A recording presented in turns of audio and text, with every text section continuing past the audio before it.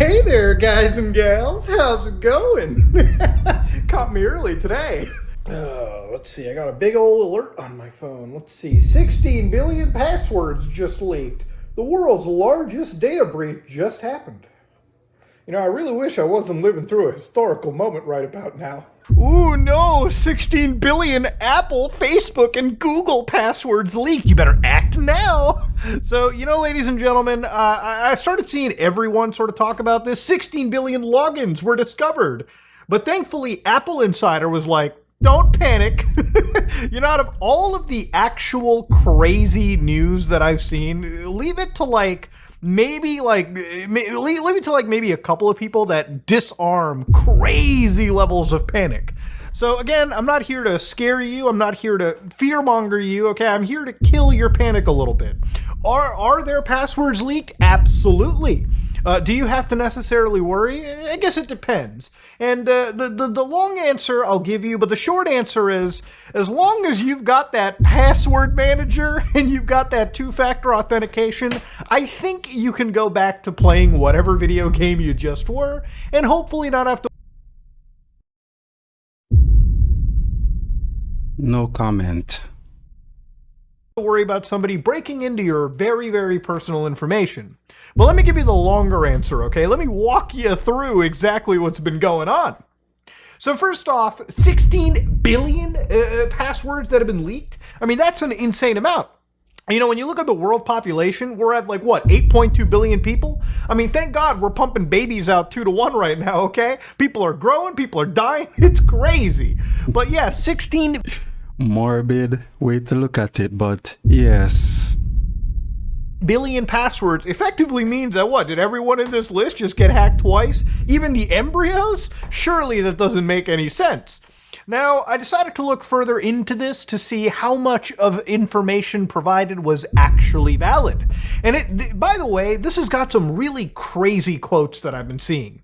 So for instance, the researchers inside this situation have said that this is not just a leak. It's a blueprint for mass exploitations. With over 16 billion... The internet runs this. They have everyone's passwords already. If you believe they don't already, you're sadly mistaken, buddy. Login records exposed, cyber criminals now have unprecedented access to personal credentials that can be used for account takeover, identity theft, and highly targeted phishing. You know, when I open up a lot of those AIs that I show you all the time where people write crazy phishing emails, you know, back in the day it was like the whole Nigerian prince thing, you know, where somebody sat down. The Nigerian prince. Who can forget those days? Man, whoever fell for that? And they wrote an email to hundreds of people, thousands of people, and maybe one person was gullible enough to fall for it. Well, ladies and gentlemen, nowadays things have gotten pretty crazy when it comes to phishing people for information, right? Now, to just give you a quick phishing example, so to speak, since we loaded up this actual AI into this, right? This uncensored artificial intelligence. Let's say that you're somebody named Tom Smith and you work at the Honey Trading Company. You're a marketing executive. Nowadays, to write targeted phishing emails, somebody can just load up an uncensored AI and ask it, write me a phishing email. So I even asked the AI, the guy's a marketing executive, please try to figure out the best way to get this fucking idiot to open up a goddamn attachment. And as soon as I feed this to the artificial intelligence, it'll write me a pretty quick actual phishing email. Now you can modify and change these things around to your heart's content, but we're long past the days of Nigerian phishing emails where again people were just generally targeted because it was easy to send a massive mailer to hundreds of thousands of people. Now if you want to specifically target somebody, just have a little bit of information on them and you might be able to create something a little convincing. So to go back, what they said, what's especially concerning is the structure and recency of these data sets. These aren't just old breaches being recycled, this is fresh, weaponizable intelligence at scale. So that seems really scary, right? And when I wanted to see how they got it, right, is this information somewhere out in the open on a forum? According to the researchers, they basically got to see just a little bit of this data as it was being temporarily accessible through unsecured elastic searches or object search instances, right? And again, for anybody that doesn't know what Elasticsearch is, they're referring to these open source, searching platforms and whatnot, right? They briefly got a peek into the data, but not enough, I guess, to really see who was playing around with it, okay? Which is a little bit odd. So when it comes to a data breach, the first thing I did was I went to who's been pwned, right? Have I been pwned? And this is a great site by a researcher, Troy Hunt, who basically catalogs, him and his team catalog some of the most recent breaches. And as long as you go to their website, you can type in your email address and it will tell you if your email address has been part of a breach. So you can basically figure out, have you been breached somewhere? Where do I need to change my passwords? Yada, yada, yada. There's other platforms too, again, We have all been breached already. It's all an illusion. Trust me. Cyber News' own password leak checker. Or again, you can go over here and type in password. So for instance, if I use an old password, it'll say, yeah, it's got detected 406 times in leaked databases. This is back before I knew anything that I was doing. And now if I use one of my passwords, it is completely safe for now. If I use a variation of other passwords or even just this one, it's still pretty safe. So again, things are a little bit different for me, and I'll get into a bit of a story why down the road. But again, over here, ladies and gentlemen, it seems to be pretty scary sounding. Until, of course, you kind of look at it and realize it really isn't all that scary. In fact, a lot of these big privacy companies like Proton, for instance, I use their mailing service for crying out loud, was just going 16 billion passwords leaked. You read that right, billion. Info stealers are eating good. So yes, the way they ended up getting these passwords, right, these mega passwords that were being shared around, was through something known as info stealers, right? Now, of course, the way an info stealer works is I'm going to have a quick virtual machine right over here. So this is a VM that I have, and of course, I downloaded a info stealer virus, actually one that was floating around literally, I think, earlier today. So for instance, at the malware bazaar, I went to the bazaar and I decided to go get an info stealer for my system. Particularly, I got this donut info stealer, Luma stealer virus, okay? So I go to their website, I download the sample, and lo and behold, I have it right here on my actual desktop. How can you just go to a website and get these things and it's legal? I don't get it. So this cute little bear that I have sitting around, yeah, this cute little bear is about to steal my information. So I'm going to double click. And of course, operation did not complete successfully because of a virus. Oh my God, Microsoft is protecting me? It's just a cute bear. Microsoft's being really overprotective.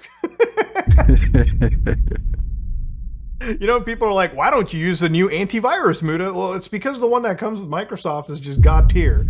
So anyways, now that I allowed this to happen, this Beaver Notes application is firing up. You start to see that little circle twirl around. And boom, it just stole all my information. That's how this entire situation works, ladies and gentlemen. If you ever wonder why virus investigation isn't as, bombastic as you think sometimes, most of the times a virus, very rarely will sometimes throw up a little terminal prompt, scare you a little bit. But yeah, my information is stolen. What happened was I connected to a command server. It stole everything it could off of the system. Thank God it was a virtual machine, and will kill it very promptly.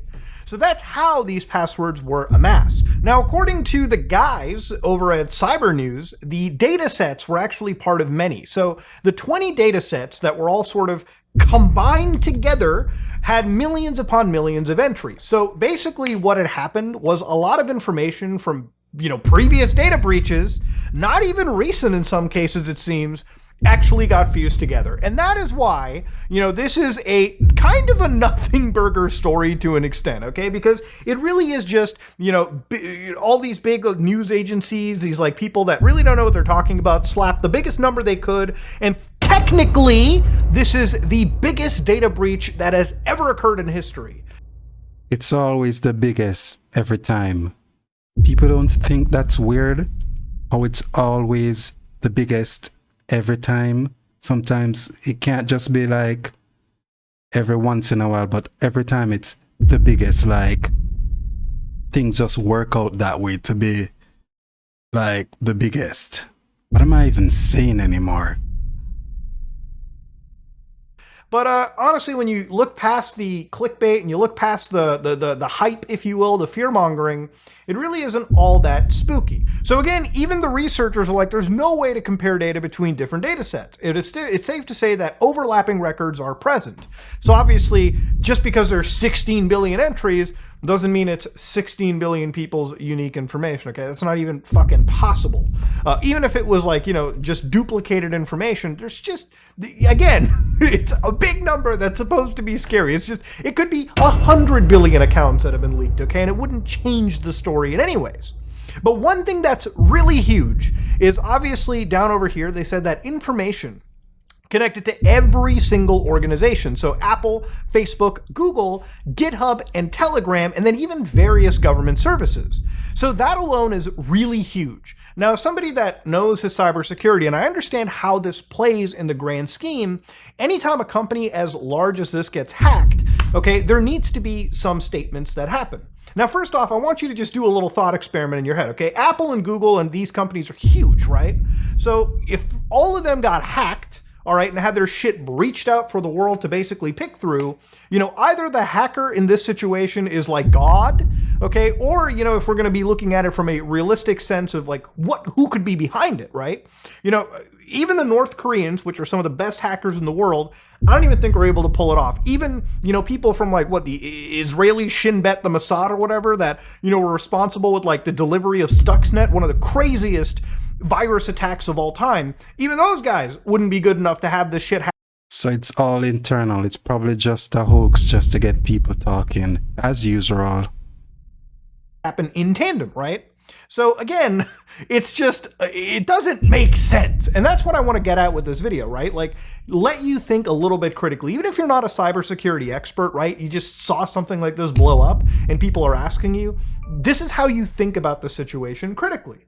Now, the big thing is, when a company as large as this gets hacked, what you need to do is check if they have a Form 8-K. So for anybody that doesn't know, in the United States, when you're a US company, if you get hacked, right, as of July 26, 2023, you have to disclose every material cybersecurity incidents under item 1.05 of Form 8-K. And you can look these up through the SEC all the time. So, by the way, none of these companies have tripped a Form 8-K. And from my understanding, they have literally 4 days from discovery to at least notify people of this. Now, again, if you remember back in 2021 when like Twitch got hacked, for instance, right? Even though Twitch's hack was probably nowhere really near what's being talked about over here, they had to, again, tell their entire shareholders, more specifically the users that use Twitch TV, hey guys, we got hacked. This is exactly what got leaked out, so this is how you can take care of yourself. Now, even when it comes to every company that they claimed was hacked over here, remember Apple, Google, these guys have some of the best world-class cybersecurity like teams imaginable. So for all of them to get hacked in tandem is just kind of a little bit silly to jump into. And given the fact that, again, people like Troy Hunt, people whose whole livelihoods and brand are about these kind of breaches, haven't really come out and confirmed this stuff, just shows you that this is all just kind of hoopla that's happening, right? Just for the sake of, again, freaking people out for no real reason. Exactly. He gets it. Now, again, the good thing that I can tell you is if this worries you, then I guess I'm going to assume that you're probably not somebody that's good with your passwords. And this is where I want to just give you a quick little story about something back in the day. About like, 10 years ago when I started my YouTube channel, I actually did end up getting my channel hacked. And from my understanding, got my hack. They probably just did that just for fun. The hacker trolls, Channel hacked by an actual fan at the time. Somebody that was watching like haunted gaming videos. They sent my YouTube channel's Google email account that is not publicly known an email. They sent me an email of them like, able to log into the Google account. Now, at the time, it was kind of freaky, right? I was like, oh my God, somebody had hacked me. But thankfully, this was not a hacker that was maliciously attacking me, and it gave me a wake-up call to change my security around. Now, ever since then... When they're ready to hack you, there's nothing you can do about it. Nothing. When I realized that my password got hacked, that password I put in earlier was a password that I just kept on reusing because honestly, I was lazy. And I just didn't really have the foresight, so to speak. Now in this situation, what I did, like literally almost 10 years ago at this point, was go into my actual system. I spent probably 4 or 5 hours going to every single website that I use or every single login that I knew, and I changed the password through a password manager. And so the password manager that I recommend wholeheartedly is Bitwarden, right? This is what you have to be using, at least in my opinion. This is the best one that I found. And the reason I use it is because it's cross-platform. So whether you're on iOS, Android, PC, Mac, Linux, whatever the fuck, this thing just works. And even for a enterprise level, like at the company, I probably spend around $100 a year to get the enterprise version for all of our computers. And I think it's one of the best password managers, right? So basically you have one really long password you got to remember, and inside these password managers, what they do is use entropic tables to generate you new passwords with, capital, lowercase letters, numbers, symbols, everything that you can customize it however you need to for whatever service. And once you get these passwords generated, the best part about it is if down the road something gets breached, like let's say that you're using, I don't know, Nexus mods, right? Nexus mods gets breached, which it could happen. It could happen to any service. The random password you generated with Nexus mods, well, that's not going to really be applicable to the other services that you use. Now, the other thing is obviously, please use two-factor authentication. And I ain't talking about text messages or emails. I'm talking about app-based authenticators, okay? There's a lot of free apps. What? So the phone thing doesn't work really good? What is he talking about here? So you can use, you got Google Authenticator, you got Microsoft Authenticator, you got shit like Authy. Use as much of these as you can for almost every single service you have. And again, are they pricey? Are they free? Again, if it sounds like it's annoying, remember, a little nuisance can save you a whole heck of a lot of headaches down the road, especially when you're dealing with hacks that are apparently as bombastic as this. So that's why I kind of said, the number really doesn't matter, right? As long as you're following basic safety procedures, none of this story really matters, right? This is all just needless hoopla. Ultimately, at the end of the day, when it comes to this password, somebody took a bunch of breaches that already happened, slapped that shit together, and then basically put it up onto a drive. And I guess a bunch of researchers thought, ooh, this must be scary. It must be actionable. And you know what? In some cases it could be, but dude, let's chill with the misinformation. So yeah, use a password manager, use two-factor authentication. And if this was a wake-up call to you, then maybe you need to look inwards at some of your practices on the internet. That said, if you like what you saw, please like, comment, and subscribe. Dislike if you dislike it. I am out. That was a very good video though. Peace.